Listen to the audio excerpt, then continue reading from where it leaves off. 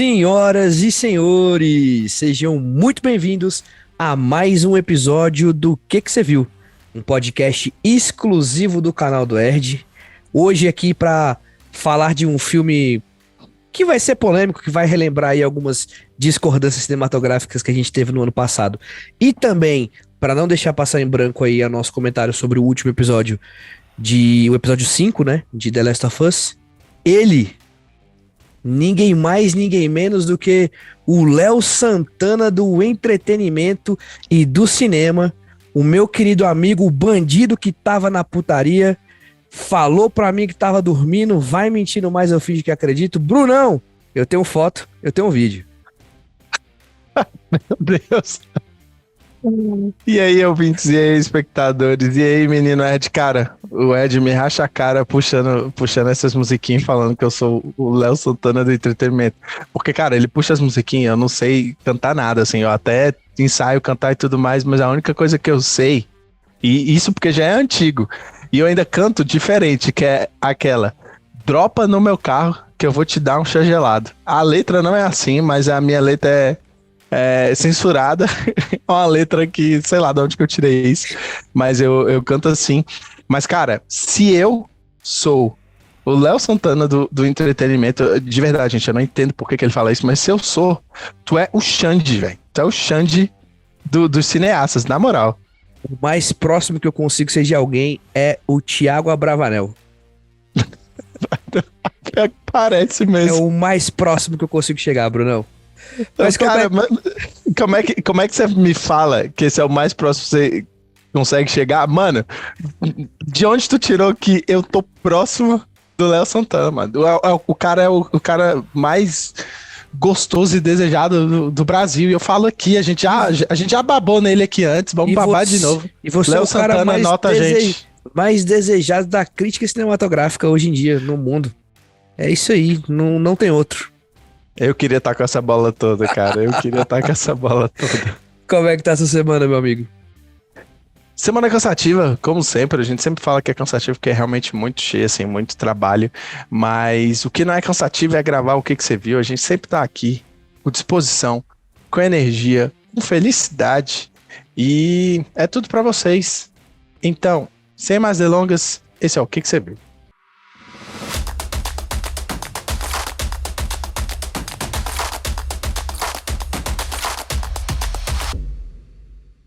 Muito obrigado você que já acompanha a gente aqui, que você que dedica um tempinho para poder escutar aqui o que a gente tem a falar sobre filmes, sobre séries de TV, nossas palhaçadas na abertura e no fechamento dos episódios. Muito obrigado você que acompanha a gente aí no carro, no transporte público, correndo no parque, tomando banho, lavando a louça, passando roupa, arrumando a bolsa das crianças para outro dia. Aproveita, segue a gente já no YouTube, canal do Erd, Instagram, @canal do Erd. Estamos também no TikTok, também como canal do Erd, lá com conteúdo muito mais simples e divertido, digamos assim, né? Despretensioso. Eu acho que é despretensioso. Cheio de trends cinematográficas, porque agora eu acho que eu tô querendo ser um TikToker agora.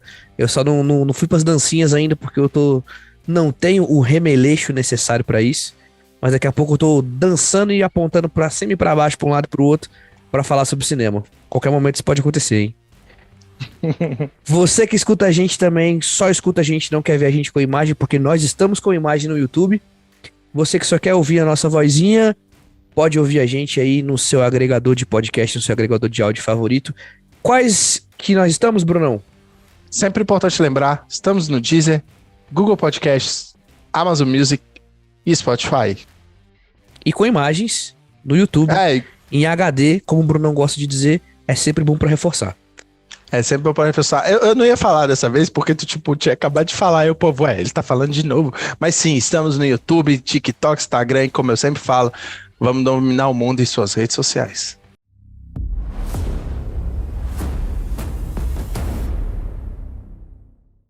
Vamos começar então essa bagaça logo hoje, Bruno? A gente não conseguiu fazer semana passada, próximo ao lançamento do episódio, que foi na sexta-feira, do 5º episódio. A gente teve desencontros de agendas, a gente não conseguiu marcar pra gravar, minha filha ficou doente, a gente teve todo aquele rolê que a gente não conseguiu gravar nenhum episódio da semana, mas agora a gente vai conseguir meio que botar isso em dia, que é falar do quinto episódio de The Last of Us, por mais que já tenha passado aí um tempinho, o hype do episódio já tenha baixado, mas a gente quer deixar registrado para a posteridade as nossas impressões sobre esse episódio que foi incrível. Cara, episódio 5 foi, como eu comentei assim no Instagram antes da gente se aprofundar no episódio, foi um episódio. Cara, foi um episódio que agrada gregos e troianos. Agradou quem queria ação, agradou quem queria drama, agradou quem queria ver mais essas relações humanas em The Last of Us, agradou quem queria ver criatura, quem queria ver o circo pegando fogo, explosão, tudo, arma, tinha tudo, minha gente. Esse episódio foi do balacobaco, como eu gosto de falar no Instagram. Lembrando, gente, que assim, vamos falar possivelmente com spoilers, porque a gente gosta de discutir claramente tudo que tá acontecendo ali. Então, se você não viu e você for ver isso aqui antes, por sua conta e risco, né? Tivemos, Brunão, finalmente ele, o Baiacu do jogo que eu achei que fosse aparecer no terceiro episódio, apareceu no quinto. Vamos começar então a falar do episódio, destrinchar um pouquinho o que aconteceu, né? No final do episódio 4, o Joel e a Ellie são acordados por dois personagens misteriosos. Pra gente que que já jogou o jogo, a gente sabia muito bem quem era e o que ia acontecer dali pra frente. Que eram os irmãos, o Sam e o Henry que estava sendo procurado. Mais uma vez, e dessa vez acho que a melhor expansão em comparação ao jogo que a série fez até então, né? Se no episódio 1 eles expandiram um pouco ali a relação de pai e filho do Joel, no episódio 2 a relação da Tess, a forma como ela se despede, no episódio 3 o Bill e o Frank, episódio 4 inseriram a personagem da Melanie Lynskey, que é a Kathleen lá na série, que volta nesse episódio, a gente passa a entender quais são os motivos, os propósitos dela. Aqui eles meteram a mão pra deixar perfeito. Eu acho que esse episódio ele só não é nota 10 por um aspecto que acontece mais no final, mas eu vou deixar pra falar isso mais pra frente. Mas eu acho que o Brunão vai concordar comigo. Eu acho que a criação narrativa que eles fizeram dessa história do porquê que as pessoas estão indo atrás do Henry, eu achei sensacional. Sensacional. Porque você cria camadas pro personagem do Henry, que é um cara que durante o episódio ele se mostra culpado. E eu acho que se tivesse que definir esse episódio, cara, ele é um episódio essencialmente sobre culpa. Sobre culpa e perdão, né? Mais culpa do que perdão. É a culpa da Melanie Lynskey de não ter conseguido salvar o irmão. É a culpa do Joel em relação a Ellie. É a culpa da Ellie em relação ao menino. É a culpa do Henry em relação ao que ele fez, colocando a moral dele em risco para poder salvar o irmão. Então, assim, são vários personagens carregando vários tipos diferentes de culpa. O que fica ainda mais bonito, o nome do episódio, né? Que eles trazem do quadrinho que é ficcional, que eles leem dentro do universo, né? Que é aquela questão do segue em frente, não se arrepende, não sei, eu não lembro direito o que eles falam no quadrinho, é uma frasezinha que eu achei que reforça muito essa questão de, assim, vai dar merda muitas vezes na tua vida e esse mundo que eles estão vivendo é um mundo em que as merdas acontecem constantemente e eles precisam seguir, né, pra algum lugar. Só que pra mim, cara, o grande acerto, e é um acerto absurdo, cara, é uma coisa que é pequenininha, mas muda de um tanto, mano. É muito melhor o Sam ser um personagem deficiente auditivo do que o personagem do jogo. Pra mim, isso trouxe uma camada, assim, sensível, que combina com o que a série tem tentado trazer. Tipo, a sensibilidade, a fragilidade que alguns personagens precisam no meio desse universo tão destrutivo, assim. Eu acho que isso agregou muito, principalmente pra história do irmão, porque que o irmão fez o que ele fez, que liga com o porquê que a cidade inteira tá caçando ele, enfim. Eu cheguei a ver, zapeando o Instagram essa semana, eu cheguei a ver, tipo, o empenho que a produção teve pra poder lidar com o ator que fez o Sam, que é deficiente auditivo de verdade, que, tipo assim, sempre tinha alguém que falava Libras no set de gravação. A equipe e o elenco quis aprender Libras pra poder conversar com ele. Então, tipo assim, tem o Pedro Pascal dá uma entrevista rapidinha falando que a Bella Ramsey pegou muito rápido, então ela conseguia conversar com ele no set, então ela ajudou muito ele a se inteirar ali no momento da gravação. Cara, assim, incrível. Pra mim, foi a mudança, tipo, o que mudou do jogo pra série, essa mudança de todas que a série teve até agora, pra mim, foi a mais acertada. Vou deixar o Bruno falar um pouquinho, depois eu volto pra falar de outras coisas. Cara, esse episódio, ele resume muito bem o que eu já tinha falado no passado sobre The Last of Us, que é sobre as relações das pessoas, lógico, mas é sobre escolhas e consequência. O Henry, para salvar o irmão, faz uma escolha, cara, uma escolha extremamente difícil. E ele descreve no meio do episódio a escolha que ele precisou fazer e como ele não tinha nenhuma outra opção, mas ele não queria fazer a escolha, sabe? Como o Ed já comentou, a gente gosta de destrinchar o episódio e até comparar com o jogo. Então, lá vai spoiler, de novo, se não assistiu, pausa e volta aqui. Mas ele descrevendo que teve que entregar um líder carismático, um líder que ele respeitava, um líder que ele amava e gostava e tudo mais, e que seguiria até os confins do mundo, ele precisou entregar esse cara em troca de medicamentos, em troca de remédio pro irmão. Assim que o episódio saiu, eu comentei com um amigo que eu não tinha gostado tanto do fato do Sam ser surdo e mudo, sabe?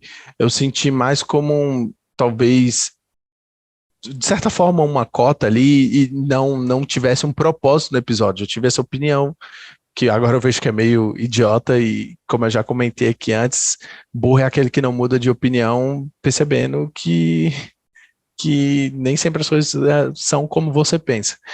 Então, o fato dele ser surdo e mudo só adiciona uma camada de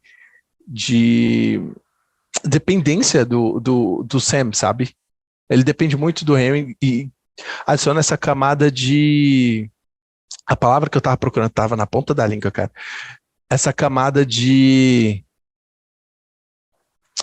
não sei, cara, esse senso de vulnerabilidade, essa é a palavra, sabe? O Sam, além de depender do irmão para tudo, porque ele é uma criança, mas além disso, uma criança doente, ele é uma criança que ele não consegue nem se guiar por esse mundo direito, sabe? Porque ele não consegue ouvir as coisas, ele não consegue se comunicar, ele não consegue alertar o irmão. Então, assim, ele depende do irmão para tudo. Então, adiciona essa fragilidade, outra palavra que eu estava procurando, ao Sam e da dinâmica dos dois. E isso foi muito bom, sabe? Eu precisei pensar sobre isso e como o Ed falou, assim, cara, foi algo que eles colocaram que realmente faz muito sentido para a trama do episódio e para a dinâmica dos irmãos, mas entre os irmãos, mas como os irmãos se relacionam com esse mundo pós-apocalíptico. E, cara, que episódio, como eu tava falando, sobre consequências e escolhas, o Ed comentou da irmã que teve culpa porque não conseguiu salvar o irmão e tudo mais, e é muito massa você ver todas essas escolhas, culpas e consequências e tudo mais. O Henry precisou entregar alguém que ele amava por alguém que ele amava ainda mais, que era o irmão. Quando a personagem da atriz, que eu não lembro agora, ela fala do irmão, ela até fala, o meu irmão, ele falou que era para eu perdoar o Henry, que ele entendia porque o Henry fez e tudo mais, e isso é muito genial, porque mostra muito como que são as pessoas e como isso adiciona muito ao mundo pós-apocalipse, sabe? Que o cara, mesmo tendo sido entregue pelo Henry, ele entendia por que o Henry fez isso, sabe? Ele entendia por que ele foi entregue e as consequências disso. Ele, tipo, entende, beleza, eu vou morrer, eu fui entregue pra Fedra e tudo mais, os caras vão me matar, mas pelo menos foi por uma boa causa, sabe? Ele não foi traído por Não foi traído por uma barra dinheiro, de né? sneakers.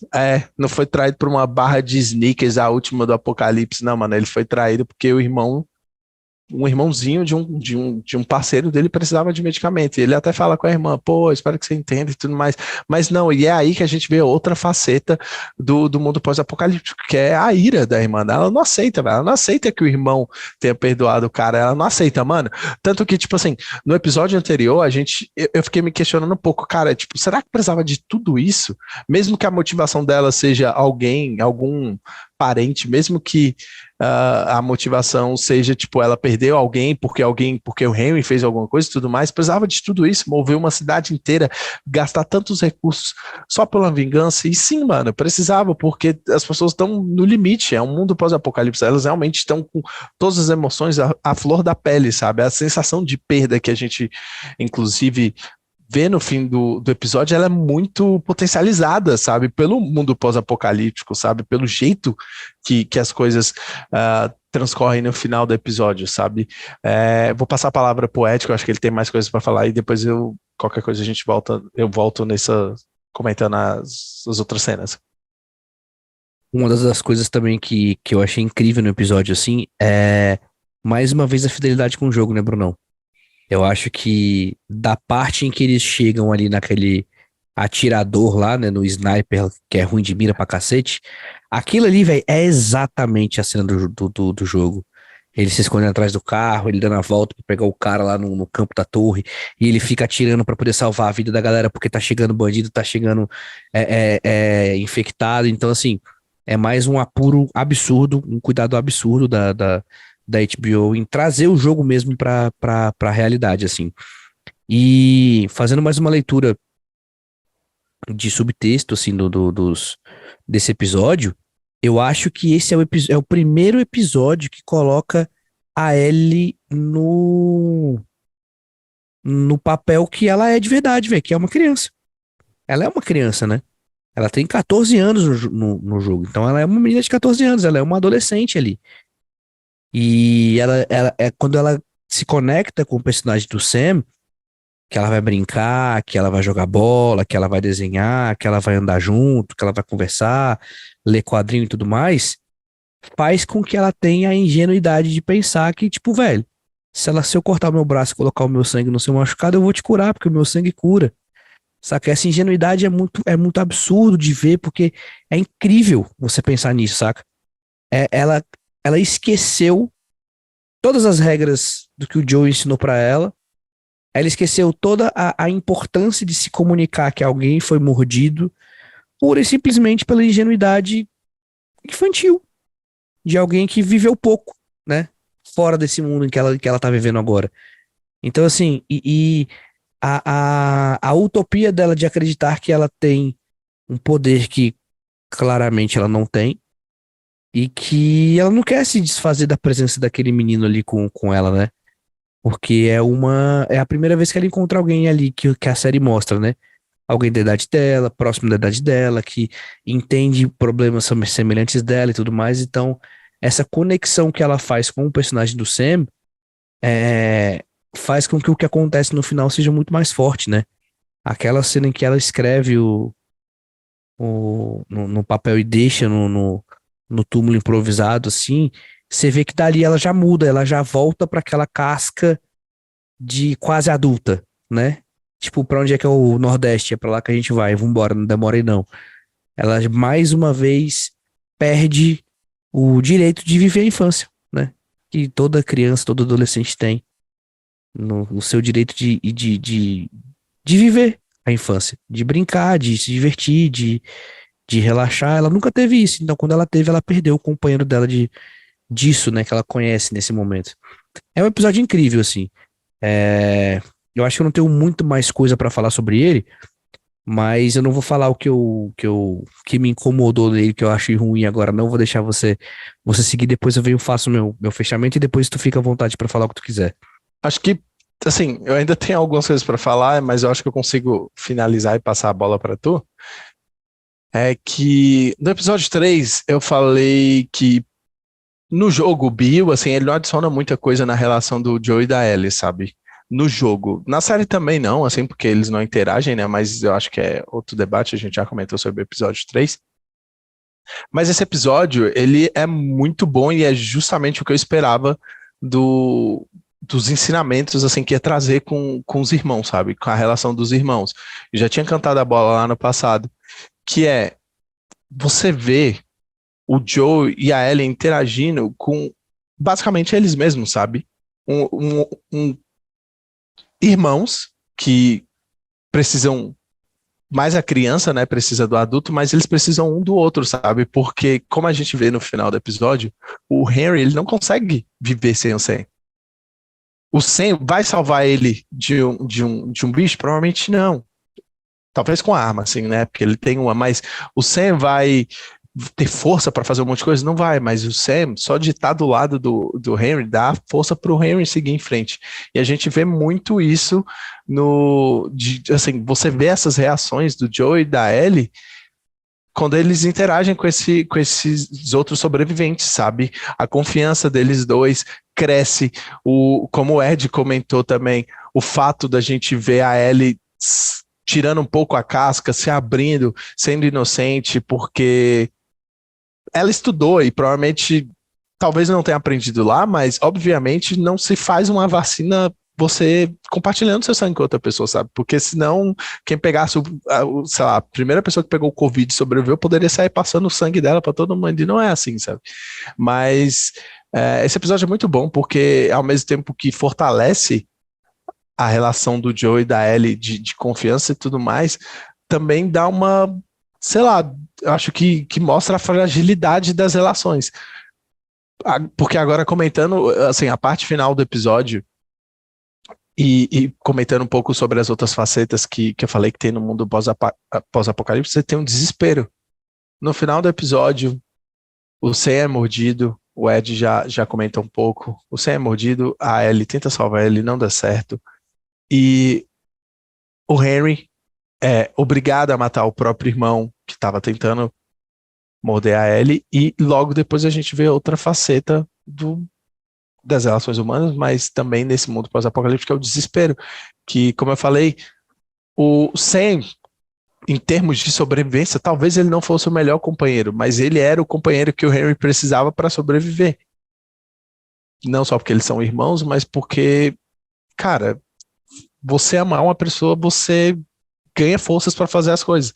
E quando ele perde a motivação dele, que é o Sam, que o Sam morre, ele se mata logo depois, sabe? E isso é muito chocante para ele e para o próprio Joe. Mesmo o Joe, teoricamente, estando acostumado com esse tipo de merda, assim, no mundo pós-apocalíptico, é merda, assim, não tem outra palavra para dizer. Ele até demora para entender o que ele mesmo fez, né?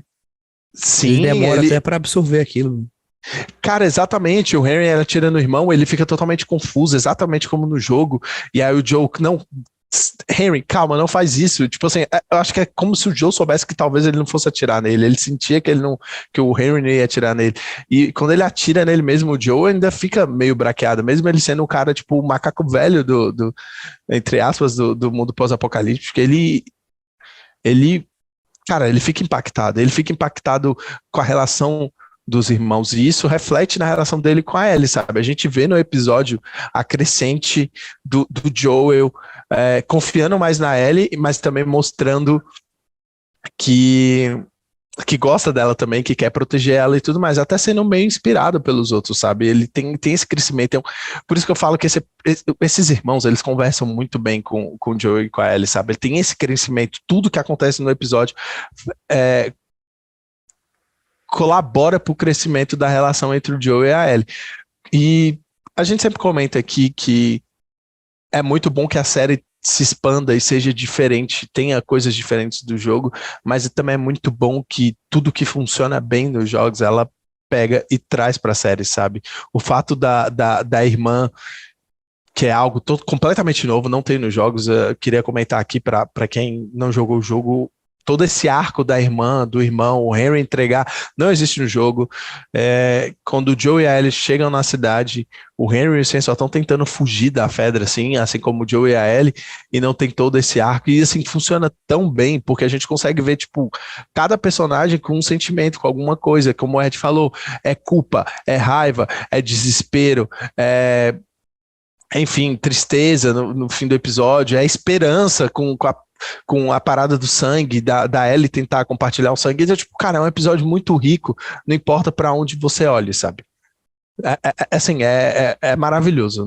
Não tem muito o que dizer. Esse definitivamente é o melhor episódio até agora. E ainda teve ação, teve bicho com efeito prático e pouco CGI, que foi o Baiacu que o Ed comentou. Teve 50 milhões de figurantes fazendo as criaturas. Teve Joe Sniper, que eu queria até te comentar uma coisa que, assim, é uma coisa que eu pensei ou não em falar e tal, porque era a minha única coisa, assim, do episódio que faltava para ser perfeito. Lembra que eu comentei, na verdade, a gente comentou no episódio passado que o Joel, para um cara experiente, ele fez meio que umas burradas, pelo menos na minha opinião, lá no episódio dos cliques, que ele De poderia matar os caras, jogar a pedra e tal. não jogar nada, não se valer dos sons e tudo mais. Ele pareceu um cara extremamente inexperiente pro cara que eles venderam pra gente, que era um cara experiente. Só que nesse episódio ele volta sendo um puta sniper, vou te falar, viu? E isso, apesar de vir dos jogos e tudo mais, e ele ser bom com tiros, eu fiquei um pouquinho incomodado, porque, mano, tava um caos do caralho, e o bicho tava acertando uns tiros que eu ficava, tá, trocaram o player, mano, o player lá do episódio 1, 2 o cara outro. que tentou matar 2 clickers não é o mesmo que tá jogando essa fase, né? Sim, e aí, tipo, isso me incomodou um pouquinho, mas não o suficiente pra me tirar do episódio, sabe? Mas eu fiquei tipo, tá, isso. Eu brinquei sobre a parte do jogo, do play e tudo mais, mas trazendo da narrativa da série, eu acho que é um pouco conflitante, porque, tipo, um cara super experiente que, tipo, acerta uns tiros de sniper, teve super, hiper, ultra dificuldade para lidar com os clickers. Os clickers são realmente difíceis de lidar, mas eles não foram difíceis de lidar por causa da dificuldade deles, mas porque eu acho que ele foi meio burro no episódio, sabe? Como eu falei, poderia ter se valido mais do som, mais da faca, e esse é um problema, porque assim, a Ellie não mata um clicker com a faca, mas ela acerta um clicker com a faca com uma certa facilidade, e assim, eu acho que ela acerta num lugar aleatório, porque ela é uma criança e não tem muita força, mas o Joe talvez conseguisse com a faca, um facão, matar uns clickers lá no passado, e eu acho Fazer que um isso rolê, né? isso me incomodou um pouco. Se ele chegasse devagar por trás de um clicker com um facão, conseguisse matar. Isso mostraria um pouco mais da experiência do Joe, talvez, em lidar com um clicker. Eles poderiam mostrar a dificuldade dele lidando com talvez 2 clickers, porque assim que matasse o primeiro, ele ia fazer um certo barulho com facão e tudo Qualquer mais, coisa, com o né? bicho, com qualquer coisa, o bicho gritando e tudo mais, e um segundo clicker ia vir atrás do barulho e aí poderia dar trabalho. Mas, pô, colocava lá no episódio 2 ou 1, não lembro, só um clickerzinho pra ele matar no stealth com um facão, que Igual aí eu no ia falar, jogo, né? beleza. Igual no jogo. Mas não é nem eu não falo isso, não é nem por causa Sim, eu do entendi. jogo. Eu tô falando Não é assim, nem pelo só por menos causa uma do coisa jogo. pra fazer, né? Não, claro. Mas não só por causa do jogo, mas é porque eles venderam pra mim o Joe como um cara super experiente, macaco velho, contrabandista que vai e volta da cidade, tá sempre lidando com os infectados. Então eu esperava lá no episódio passado que tivesse um cliquezinho, ele matasse com um facão e tudo mais, porque aqui nesse episódio a Ellie acerta um clique com a faquinha, Já resolve, suficiente. né? Não, o suficiente pra ele ficar. Véi, ele foi. O clicker ficou em stun, mano. Ele ficou parado. Ele recebeu uma faquinha. Ele fica, tipo assim, meio perdido o clicker. O tempo suficiente pro Joe acertar um tiro certeiro. Enfim, acertar um tiro certeiro. Pra acertar um tiro bem, bem dado. Acertar um tiro assim, certeiro bem certo. acertar um tiro certeiro bem certo. Enfim. Mas isso me incomodou um pouquinho, mas não o suficiente pra me tirar do episódio. Bom, como eu disse que eu não tinha mais muita coisa pra falar do episódio, eu vou só trazer o que mais me incomodou, na verdade, que é isso aí, já é um incômodo que eu tenho pra qualquer obra audiovisual, que é assim, eles desenvolveram a personagem da Kathleen, que é a personagem da Melanie Linsky, no episódio 4, como uma pessoa que se posiciona com um objetivo muito claro, que é encontrar o Henry, e ela tem toda aquela questão, aquela conversa dela com o doutor e tal, e no final mata ele. Nesse episódio isso acontece de novo. Ela mostra ser muito determinada, muito implacável. Tanto é que no finalzinho de um diálogo que ela tem ali com o braço direito dela, eles perguntam, tá, mas a gente vai levar eles para julgamento? E ela fala, que julgamento o quê? Entra lá e mata todo mundo e não sei o quê. Eu acho que é muito errado você desenvolver um personagem que quer se mostrar como implacável e obstinado no seu objetivo E quando ele encontra o objetivo dele, ele esquece tudo e não cumpre o seu objetivo. É claro que no jogo ela não mata não é ela que mata o Henry, tanto é porque no jogo ela nem existe. Mas eu acho que faltou ali no final, principalmente na cena da confusão ali, dos cliques que saem do chão, faltou ela tomar uma decisão do que ela tinha que fazer, velho. Porque ela está 2 episódios sendo desenvolvida como uma mulher que quer porque quer vingar a morte do irmão a qualquer custo, matar o Henry. E só nessa cena final, acho que ela tem umas 10 chances de matar ele e resolver o problema e lavar a alma, né? Quando eles chegam lá na hora de atropelar, ela podia ter mandado todos os soldados em cima atirar naquele carro que eles estavam encostados atrás e foda-se, sacou? Tipo, meu irmão, tô nem aí pra quem tá aqui, eu quero matar esse cara, ele vai morrer agora. Porque assim, se ela tivesse tido a discussão, tipo assim, não, precisamos levar ele preso pra torturar e fazer ele sofrer, seria uma coisa. Só não, eu quero ele morto. No finalzinho, quando eles conseguem fugir, ela consegue pegar eles de costas, ela ainda aponta uma arma pra eles, fala, ei! E ela fica um tempão apontando a arma, eles conseguem ter um diálogo ali até que um dos infectados pega ela e eles fogem, assim, eu acho que é aquela questão do if you have to shoot, shoot, don't talk, né? Se tu tem que atirar, mano, atira e não conversa. Isso me incomodou muito, eu acho que isso diminuiu muito o peso da personagem da Melanie Linsky na história, que ela veio muito bem no quarto episódio, ela começa muito bem nesse episódio, só que na hora dela mostrar todas as características de ser uma mulher implacável, que vai né? atrás do objetivo dela, que é o que estava sendo vendido no episódio 4 e durante o episódio 5, não teve, né? Porque ela ramelou na missão, ela aponta a arma pro cara e não atira, ela detém o controle de um exército de bandidos que poderiam muito bem todo mundo ter atirado ali, saca? E a outra coisa que me incomodou, que mais que isso aí é. Isso aí, velho, é buraco narrativo pra história andar, né? Que é o fato da arma do Joe não acabar a munição nunca. É bala infinita, tá ligado? Game Shark, bala infinita. 99 tiros, se acabar, você aperta quadrado, insere uma nova ficha e nasce mais 99 balas. Porque o tanto de puxada que ele dá naquele ferrolho daquela arma pra ficar atirando nos caras é muita coisa, mano. Faltou ali uma sensação de perigo iminente, de perigo real. Falou, mano, tenho 5 balas, tenho 10 balas. O que que eu vou fazer com essas 10 balas? Eu vou voltar pra lá? Minha galera tá lá embaixo se fudendo. O que que eu faço agora? Eu acho que faltou um pouco mais de, de, de usar esses elementos para criar uma tensão positiva pro episódio, mas tirando essas questões que pra mim são muito específicas, pontuaisinhas assim, de coisas que aconteceram, o episódio é incrível, é absurdo, é o melhor episódio da série até então, e é isso. Manda ver aí, Bruno.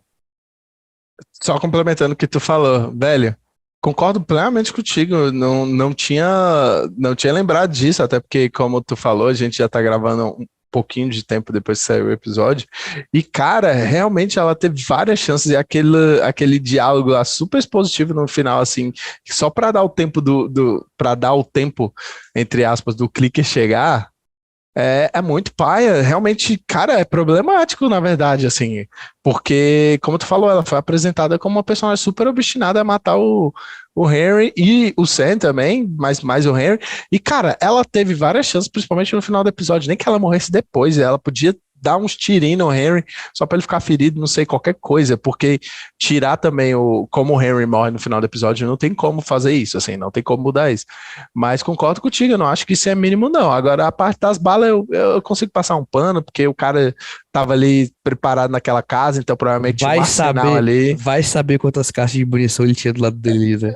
É exatamente isso, eu aceito, mas é isso, tu falou tudo, é um episódio muito sólido, quase perfeito.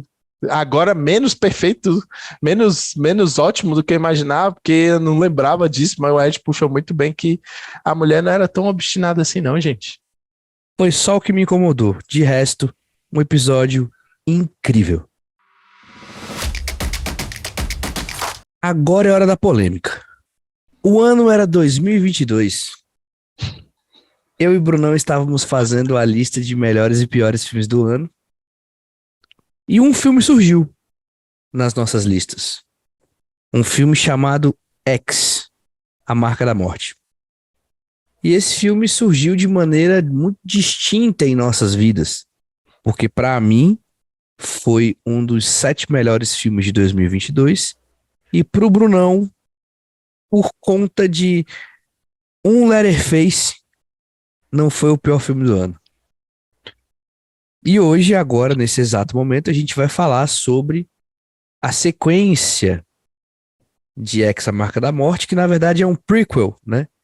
É um filme que tem uma história que se passa antes da história do X, a Marca da Morte, que é o Pearl, Pérola, que é o nome da personagem principal.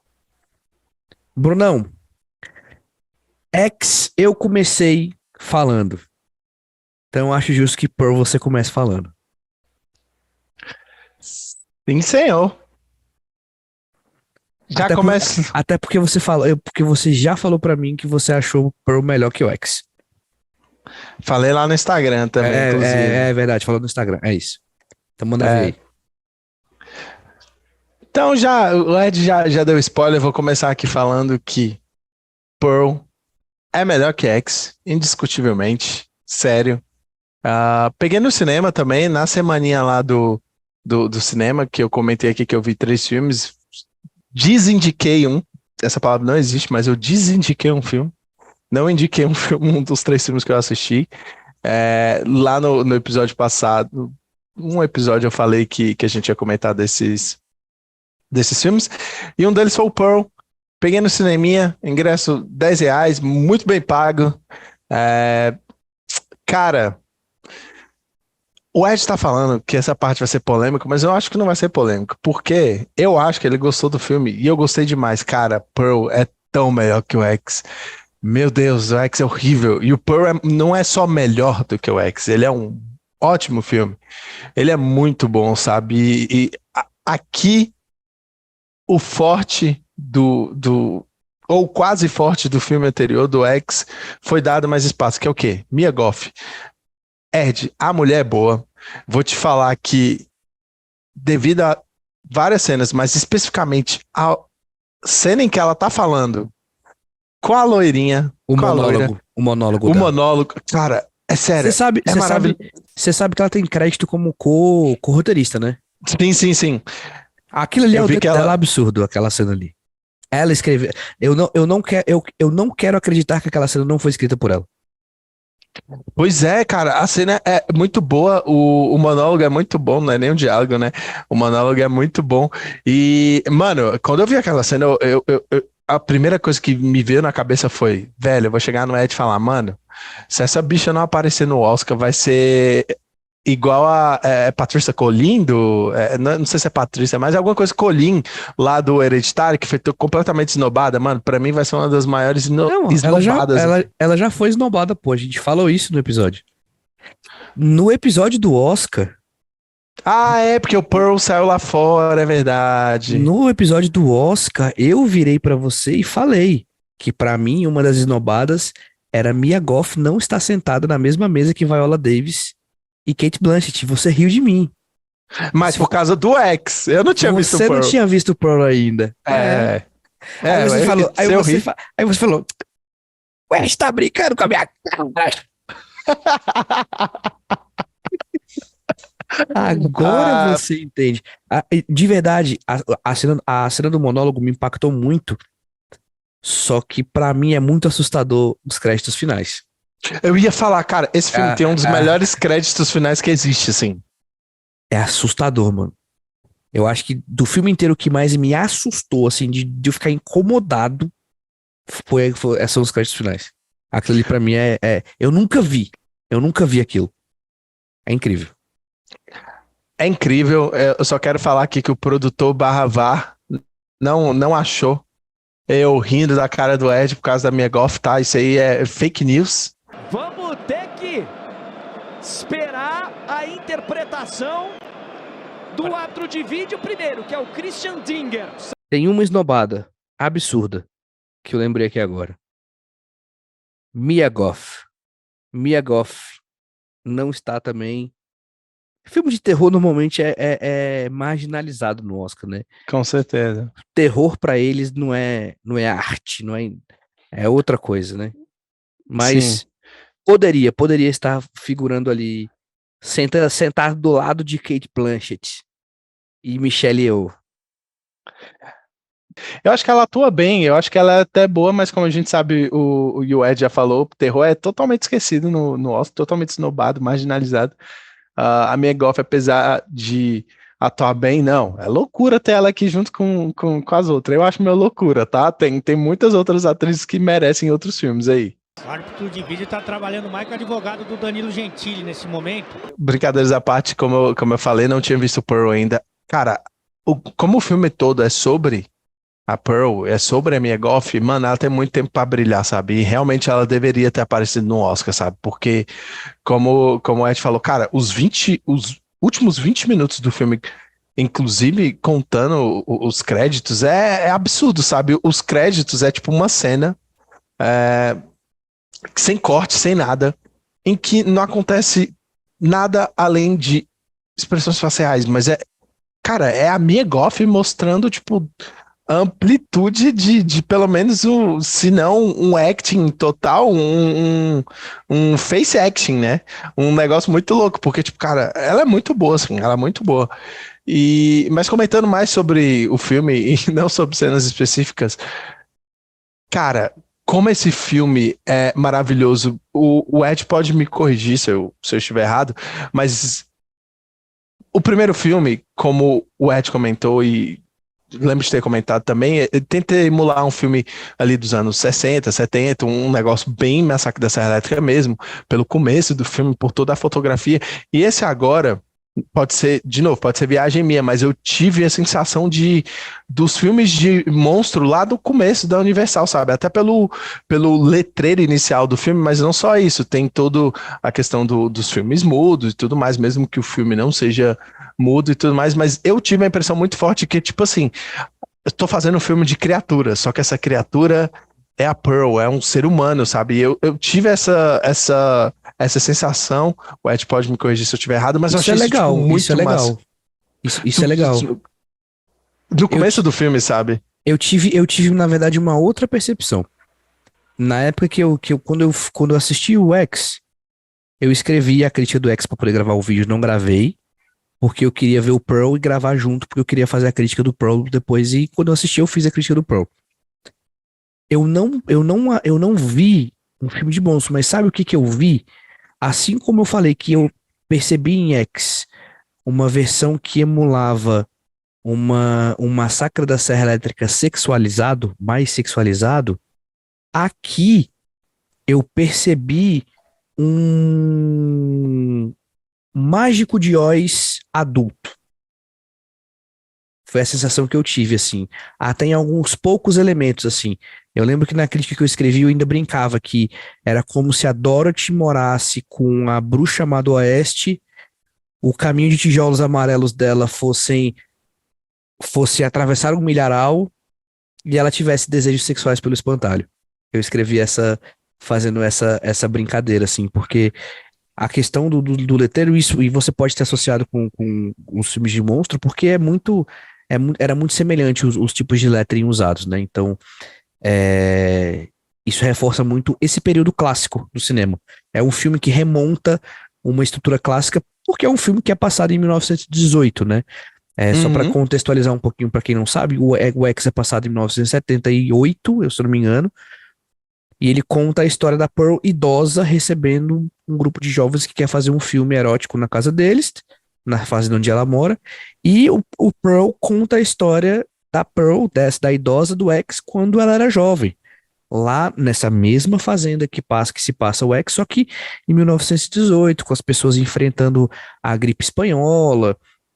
O marido dela, que é o velho do filme, tinha ido pra guerra, então, tipo assim, ela tava separada do marido, ela vivia com a mãe que é extremamente rigorosa, extremamente militarizada, assim, e um pai invalidado por conta da gripe espanhola, e ela é uma jovem cheia de sonhos, cheia de vontade de viver, de ser uma Aspirações estrela. artísticas, né? Ela era uma jovem funcional, cara, ela era uma pessoa normal, assim. E aqui, mais uma vez, Normal. porque o filme ele começa a desenvolver as características psicóticas nela quando ela vai lá, mata um ganso, quando ela vai lá, quebra o ovo, ele começa a dar esses pequenas pistas do que era essa personagem. Só que ela tem um fundo muito sombrio de alguém que estava sucumbindo à própria vida em prol de viver uma vida que ela não queria.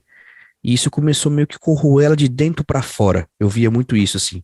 Ela sentia que ela não era amada pela própria mãe, que ela era odiada pela mãe. E que, por mais que ela quisesse fazer qualquer coisa, ela não ia conseguir, saca? E esse filme, o Pearl, o que eu falei que eu achava que ia ser polêmico é assim, eu gosto mais do Pearl, porque pra mim Pearl, calma, deixa eu terminar meu raciocínio, você pode até discordar de mim, mas eu tenho um contexto pra dizer isso.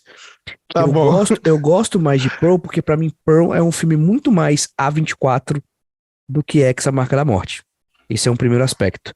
Ele é um, Não, ele é um eu ri slow- porque eu achei que tu gostava mais do X, mano. Não. Eu me antecipei assim, né? Não, tudo bem. Ele é um slow horror, ele é um filme que ele não tem tantas mortes, ele não tem tantos sustos, por mais que ele tente trazer ali uma história de origem de uma futura slasher, ele não é um slasher característico como o X é. O X é um filme de terror pronto, que inclusive eu acho que o X vai agradar muito mais pessoas do que o Pearl num espectro mais geral por conta disso, porque Pearl é um filme mais lento, é um filme mais difícil, entre aspas, né? Só que, cara, Pearl não tinha como existir se o X não existisse. Eu acho que Pearl, a existência de Pearl, reforça o tanto que X é bom, mesmo ele sendo um filme melhor. Porque é assistindo Pearl que você vê que tudo que acontece em X faz muito sentido. Tanto é que Pearl começou a ser escrito durante a produção do X, né? E sem ter visto Pearl, muitos dos argumentos que eu usei para justificar o porquê que eu gostava do X acabaram sendo desenvolvidos ali, saca? Tipo, a psique dessa personagem, tipo, quem que ela é, tudo que ela passa, velho. Tipo, a insegurança de uma menina que tem muitos sonhos e que em algum momento ela decide tomar as rédeas da própria vida. E aquela cena onde ela coloca tudo pra fora é como se ela estivesse, tipo, tirando a capa de ser humano e se tornando um monstro ali. Aquele discurso dela com a cunhada dela é onde ela tá virando um monstro, que vai ser a velha do próximo filme, saca? E a cena final, pra mim, ela é tão assustadora, que qual foi a leitura que eu fiz, assim? E eu posso estar completamente enganado em relação a isso. Ela fez aquele discurso, ela colocou tudo pra fora, ela percebeu, vai lá, ela mata a cunhada e ela assume quem ela é. Ela fala, mano, eu sou essa criatura horrível. E inclusive isso é uma das coisas que ela fala pra cunhada, que ela fala, poxa, eu só queria que você voltasse da guerra. Eu aceitaria a minha vida aqui de qualquer jeito, pra gente viver a vida que você sempre quis, e não sei o quê. Tipo, mais uma vez ela tá reforçando que, tipo assim como ela sucumbiu aos seus próprios desejos e vontades pra viver a vida que a mãe dela queria, ela aceitaria se sucumbir e viver a vida que o marido dela queria. Então, tipo assim, naquele momento ela aceitou, mano, eu sou um monstro, eu sou uma pessoa terrível e foda-se, eu vou viver essa vida. E no momento que o cara volta e ela vê, porque aquela cena dela no final é um misto de choro com um sorriso, né? Eu acho que, tipo assim, é como se ela tivesse, tipo, caralho, eu acabei de me aceitar como uma pessoa terrível e eu vou ter que esconder isso de novo, vai ser muito mais difícil, saca? E por isso que aquela cena, ela olhando meio que pra câmera, sem ser pra câmera, chorando e rindo, chorando e rindo, chorando e rindo, rindo, e chorando, é tão forte assim, porque o cara voltou, era o que ela queria a vida inteira. A partir do momento que ela fala, ele não vai voltar, foda-se, eu vou seguir minha vida porque eu fiz isso com a minha mãe, eu fiz isso com meu pai, e ela tá ali naquele jantar bizarro, e aquele jantar é muito Massacre da Serra Elétrica, né? Ela meio que vê que ela vai ter que dar um passo atrás de novo. E aí eu senti falta de uma lacuna que construísse uma ponte pra essa relação. Tipo, a partir do momento que o Howard volta da guerra o que aconteceu que manteve eles juntos esse tempo todo? Né? Tipo, que ali ela tem o quê? 22 anos no filme, se eu não me engano, ela fala que ela tem 20 e poucos anos. E Uhum. no outro ela tem uma véia caquética que tu mesmo falou lá no outro episódio. Muita coisa aconteceu na vida desses dois como um casal pra fazer eles terem ficado esse tempo todo junto, ele sabendo que ela era uma pessoa ruim, porque no ex ele sabe. Fala, mano, não mexe com ela não. Mano, vocês estão afetando coisa da minha mulher que não devia. Sai fora daqui. Então, tipo assim, ele meio que protegia ela dela mesma, né? Em Ex, a Marca da Morte. E isso começou lá, quando ela resolveu se aceitar, porque ele tinha ido pra guerra e tudo mais, enfim. Pô, é um filme fantástico, é um filme incrível. É melhor que X, eu acho melhor que X. Só que eu reforço que não tinha como Pearl existir e ser bom como ele é se não existisse o X, mano. Pra mim, o X, ele sustenta o que tem de bom no Pearl e o Pearl faz X ser um filme melhor do que ele já é. Mas sozinho, Pearl ainda é um filme melhor do que X. Mas eles são coexistentes. Eles não, eu acho que um perde sem a existência do um perde sem que o outro exista, assim. Eu não lembro de ter uma conexão tão forte entre os dois filmes a esse ponto, assim, que sozinhos eu acho que eles teriam uma interpretação completamente diferente, saca? Sem existir o X, você não sabe, você não imaginaria que tudo aquilo que a Pearl fez, no final ela vai ser uma serial killer, uma slasher, né? E assim como, tipo, você sabe que aquela slasher, que aquela velha é doida daquele jeito, por tudo que ela passou no Pearl. Então são filmes que coexistem simultaneamente em espaços temporais diferentes, assim. Eu vejo muito isso. Cara, eu já discordo de tu. Normal, né? Normal. Nada novo sobre o sol. Nada de novo no front. Nada de novo no front. Eu discordo, eu já acho que o Pearl funciona completamente sozinho. O fato dos dois terem sido escritos na mesma época, ou então ao mesmo tempo, realmente diz algo sobre o que o diretor e provavelmente a Mia Goth estava querendo passar. Só que eu acho que o Pearl funciona completamente sozinho e sem o X, sabe? Concordo contigo que o Pearl ajuda a entender um pouco mais a velha no futuro, a Pearl do futuro e tudo mais, a Slasher e tal. Só que acho que fica aí, sabe? Pra mim, na minha visão. Porque a gente já começa o filme sabendo que a Pearl é quebrada, que a Pearl é quebrada.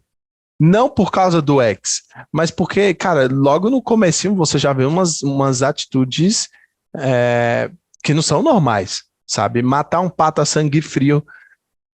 Eles até lançam uma dúvida, mas matar o pato a sangue frio, mesmo que seja para alimentar o seu jacaré. Aliás, quero lembrar algo que eu acho que você vai puxar, mas deixa eu falar, depois você concorda que CGI maravilhoso. não é isso, não é isso que eu ia falar, mas boa. Eu ia falar que tu tava certo, ela realmente cria um jacaré, um crocodilo como um pet. Tudo bem que É o Pokémon dela, né, velho? não, e assim, por isso que eu tô falando, o filme meio que lança uma duvidazinha, tipo assim, pô, ela matou o pato pra alimentar o jacaré de estimação.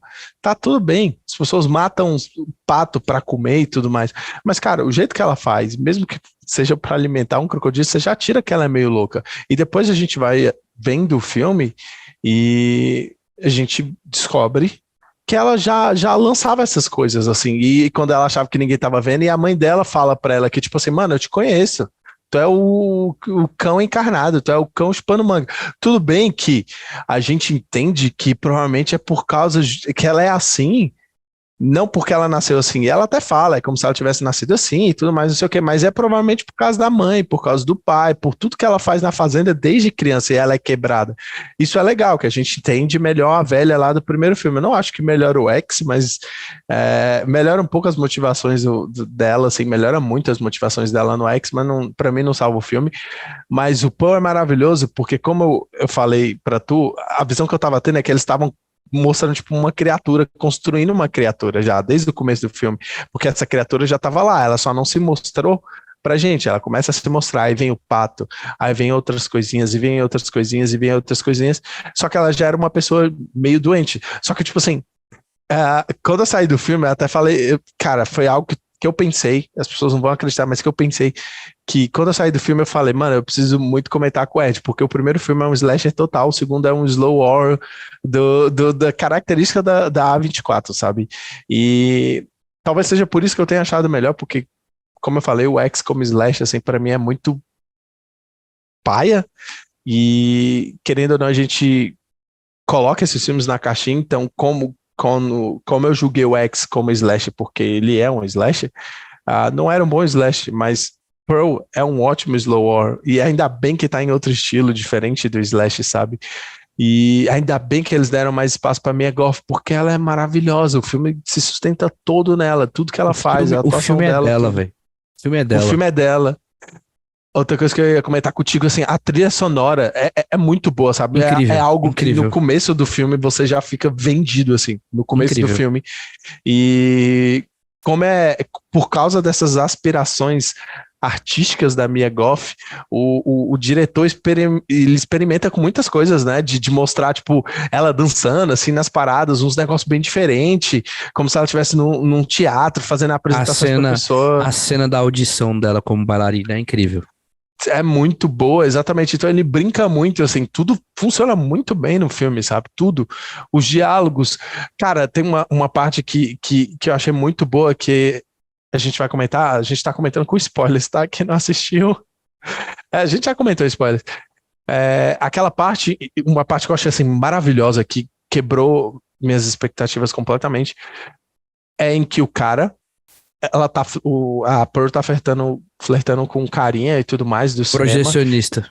É um cara que, enfim, o Ed já explicou, o cara que passa os filmes lá no cinema, comanda o projetor. Tem uma hora que ele vai mostrar uma nova indústria pra Pearl, que pode ser até algo que ela pega pra si e explica melhor também por que ela é daquele jeito no X. Que é o quê? O cara vai mostrar pra ela uma indústria que ainda é ilegal, Nos que é a Estados indústria Unidos. lá nos Estados Unidos, que é a indústria do pornô. E, cara, a cena toda indica de que o cara vai fazer algum movimento, vai estuprar ela, vai fazer alguma coisa. E ele não faz. E eu, assim, quebrou minha expectativa completamente, porque a cena toda tá levando pra isso, o jeito que ele se comporta, o jeito que ele mostra, o jeito que ele se aproxima dela. E o fato dele não fazer isso, eu achei, tipo, super interessante.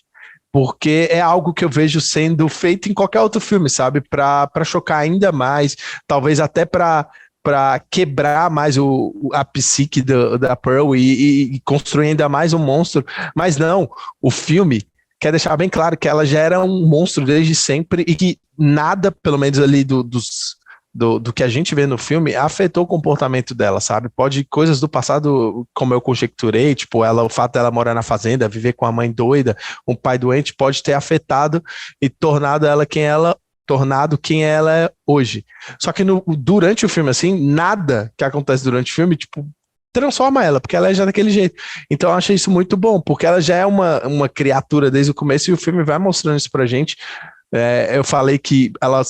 Eu acho que eu falei que o filme constrói a criatura pra gente, mas não, ela já tá lá, ele só vai mostrando pra gente. E o fato do cara não estuprar ela, não criar um trauma, não criar não criar a compulsão dela, talvez sexual no futuro e tal, através de um trauma, porque assim, indo um pouquinho mais longe, assim, muitos casos de caras que crescem estupradores, assediadores e tudo mais, foi porque sofreram abuso no passado, né? Então, eles não seguem por esse caminho no filme e não acontece nada com ela, o cara é até meio fofinho com ela e tal, um cara legal, não sei o que e tal, e só que a Paul é doida, então é lógico que ela estraga isso.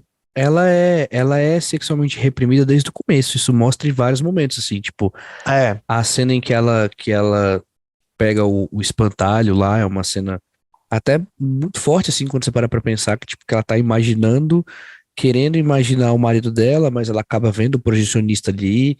Quando ela vai conversar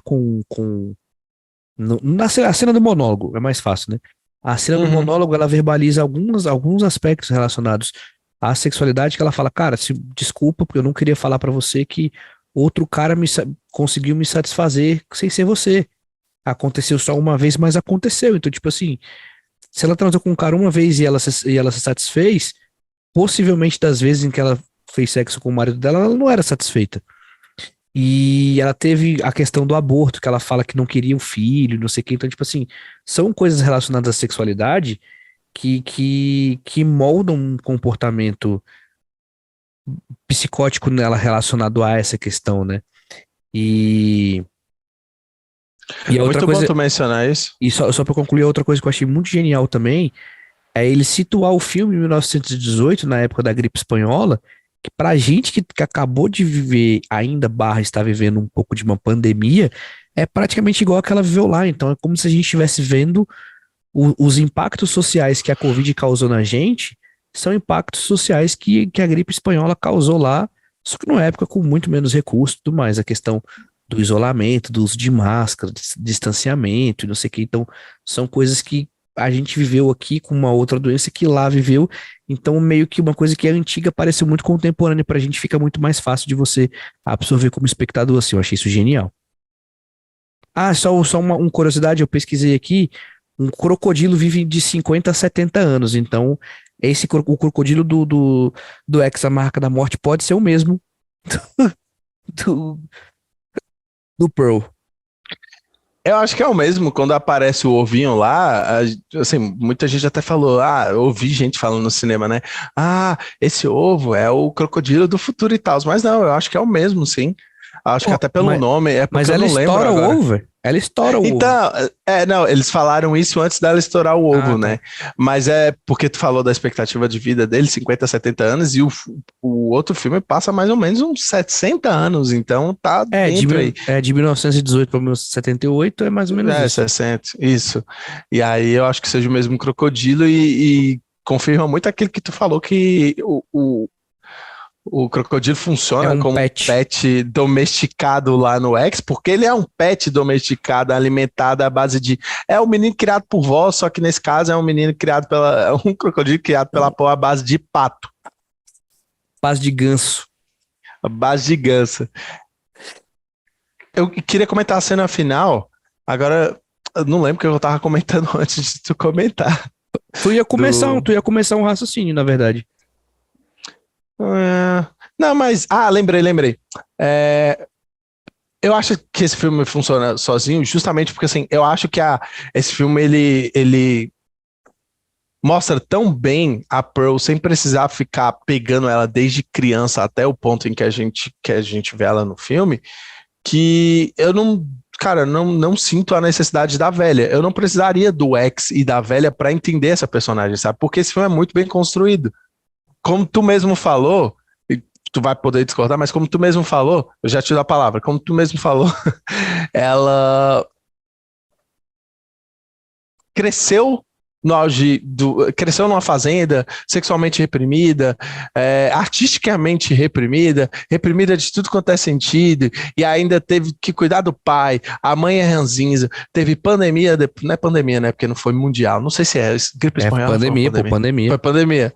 Então, aí teve pandemia e tudo mais, tudo isso aconteceu e provavelmente afetou a loucura dela, a psique dela, porque não é possível que ela tenha nascido daquele jeito. Então, eu acho que o filme funciona muito bem, até pelo que tu falou. Tu levantou o dedinho pra falar, falei.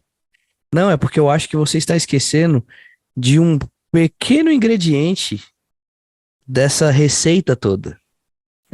A gente pode não precisar da velha para entender a Pearl, mas com certeza a gente precisa da velha para entender a Maxine. Tipo, talvez o X funcionasse melhor se o Pearl tivesse saído antes. Se ele tivesse sido lançado em ordem, Pearl, X e Maxine. Isso, exatamente. Talvez ele funcionasse melhor pra mim. Só porque a gente tá falando aqui, pessoal, essa história vai ser uma trilogia, já tá confirmado. O primeiro é o X, a Marca da Morte, o segundo é o Pearl, e o terceiro vai ser o Maxine, que vai contar a história da Mia Goth jovem do X pra frente, né? Depois que ela consegue sobreviver aos acontecimentos do X, a Marca da Morte, ela vai embora daquela fazenda. O filme vai seguir a história dela ali, que no finalzinho do filme a gente descobre, inclusive, que ela é filha do daquele pastor que fica pregando na televisãozinha lá, né? Então, o que eu vejo muito de possibilidades, assim, que é o que o Pearl e o X mostraram, até porque não tem nada do Maxine, o filme está sendo produzido ainda, é que existem muitas rimas visuais e narrativas das duas, né? A Pearl se identificar na Maxine jovem, muitas coisas que a Maxine fala em X, a Marca da Morte, são falas que a Maxine tem no que a Pearl tem no Pearl, né? Então, tipo, o jeito que ela coloca o dedo na boca pra fazer silêncio, quando ela se olha no espelho e fala, eu sou uma estrela, eu não aceito um destino diferente do que eu quero. Todas essas coisas que a Maxine faz em X, a Pearl faz em Pearl. Então, eu acho que existe algo aí entre essas duas personagens muito maior do que uma simples coincidência delas estarem juntas ali naquele universo. E eu acho que Maxine vai trazer algum flashback que vai cobrir essa lacuna de tempo que eu falei de Pearl até a X, a Marca da Morte. Vai trazer ali uma relação da vida adulta entre os personagens da Pearl e do Howard, porque senão fica um buraco na história, assim. Ou não, eu tô viajando, mas eu acho que Maxine, como vai desenvolver o futuro, eu acho que o filme vai trazer alguma conexão do porquê que elas eram tão semelhantes fisicamente e o porquê que elas têm características e trejeitos que são idênticos, né? Então eu acho que isso vai ser muito trabalhado pelo Ty West aí, quando ele for fazer o Maxine. Eu acho que ele vai dar uma saída da caixinha, ele vai fazer uma coisa diferente. Não acho que ele vai simplesmente fazer um terror igual X ou um slow horror como o Pearl. Ou pelo menos é a minha expectativa, né? É o que eu espero. Cara, muito bem pontuado, que realmente tem a Mia Goth no X, ela é realmente, tipo, a Pearl do futuro, assim. E, de novo, só confirmo o que eu falei, que talvez o X funcionasse melhor se o Pearl tivesse saído antes. Agora, pra mim, o X não acrescenta muita coisa pro Pearl. No Pearl, pra mim. Porque eu acho que o filme é tão brilhante e funciona sozinho, assim, que, mano, o X não adiciona em muita coisa, mas agora o X pode adicionar bastante no Maxine, ou melhor, vai adicionar, porque como tu falou, tem isso muito bem pontuado. Obrigado por lembrar. Realmente a Maxine é tipo a Pearl cuspida, e faz até sentido, né? Porque a gente já esperava que, sem saber nada do Maxine, que a Maxine provavelmente seria meio doida, ou talvez os traumas do que aconteceu na fazenda no X fizesse ela se tornar uma Pearl. E isso vai ser interessante, porque como a gente falou, no Pearl a gente não sabemos exatamente o que fez ela ficar assim. Se eu não me engano, no filme até ensaia que ela possa ter nascido do mal e não sei o quê. Eu acho que no monólogo ela fala alguma coisa assim, mas não foi, né? Ninguém nasce do mal, pelo menos. Eu acho que não nasce, mas foram várias coisas que foram destruindo a cabeça dela, corrompendo ali quem ela era, até que ela virou a criatura. A doida, a criatura que pra mim o filme constrói assim muito bem. A Maxine, ela é tão psicótica quanto, mano. Aquela cena final não tinha necessidade nenhuma dela dar ré antes de ir embora. Ela faz aquilo por prazer, tá ligado? Então, assim, existe uma conexão maior do que simplesmente duas personagens se encontrarem aleatoriamente, assim. E eu acho que o Maxine vai vir pra explicar isso, pra costurar o porquê que elas são tão semelhantes, assim. Tipo, porquê que a Maxine é a reencarnação da Pearl, digamos assim, né? Sim.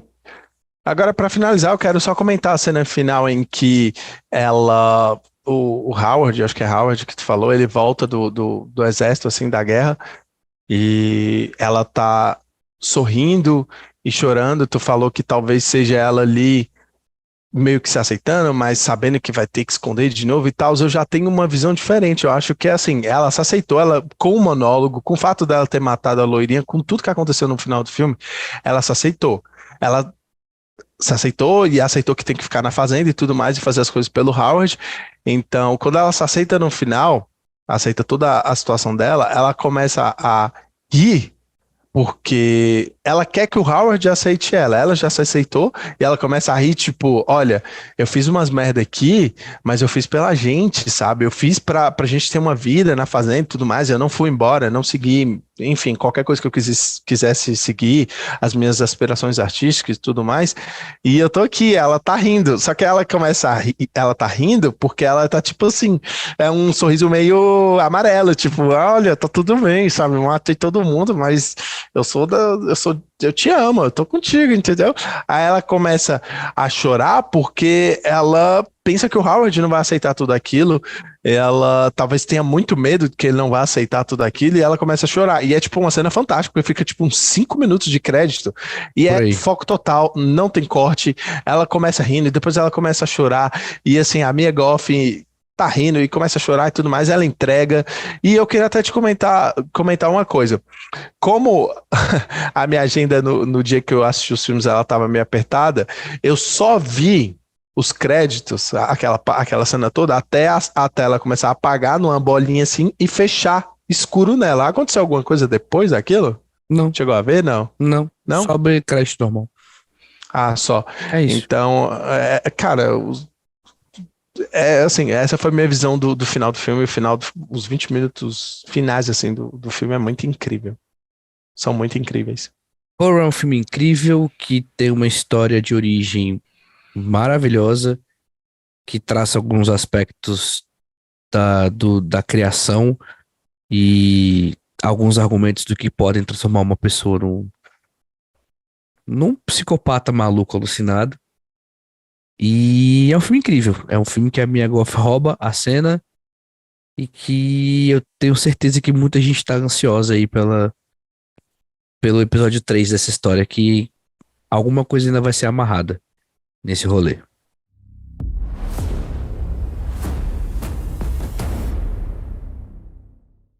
Comentários finais sobre o episódio de hoje, Brunão, sobre o que conversamos hoje em The Last of Us e Pro. Já comentamos demais. Episódio não grande, mas cheio de conteúdo. Episódio de The Last of Us, na minha opinião, o melhor até agora. Super sólido. Mesmo com o Ed tirando uns pontinhos no final da minha opinião, assim, o que ele falou é realmente muito relevante pro panorama geral, assim, do episódio. E sobre Pearl, cara, eu fui com as expectativas baixas, mas como eu sempre falo, isso não mudou minha percepção do filme. É um filme muito bom, muito melhor que o X. Eu acho, assim, eu continuo jogando o X assim no lixo. Pra mim, o cano agora é Pearl e provavelmente Maxine. Eu acho que Maxine vai ser muito bom e eu tô ansioso pro Maxine. Muito obrigado você que acompanhou a gente até aqui, obrigado você que tá aí ouvindo a gente no carro, no transporte público, lavando a louça, passando a roupa, tomando banho, correndo no parque, arrumando a bolsa das crianças para o dia seguinte. Segue a gente no YouTube, canal do Erd, Instagram, @canal do Erd, TikTok também como canal do Erd, e escute a gente no seu agregador de podcast favorito, ou assista a gente com imagens no YouTube sempre às quartas-feiras, a não ser que aconteça algo emergencial, sem falhar. Não é não, Brunão? Exatamente, cara. É só por motivo de força maior que a gente não vai aparecer aqui. Pode esperar que semanalmente estaremos com vocês. Então é isso, valeu e até o próximo episódio.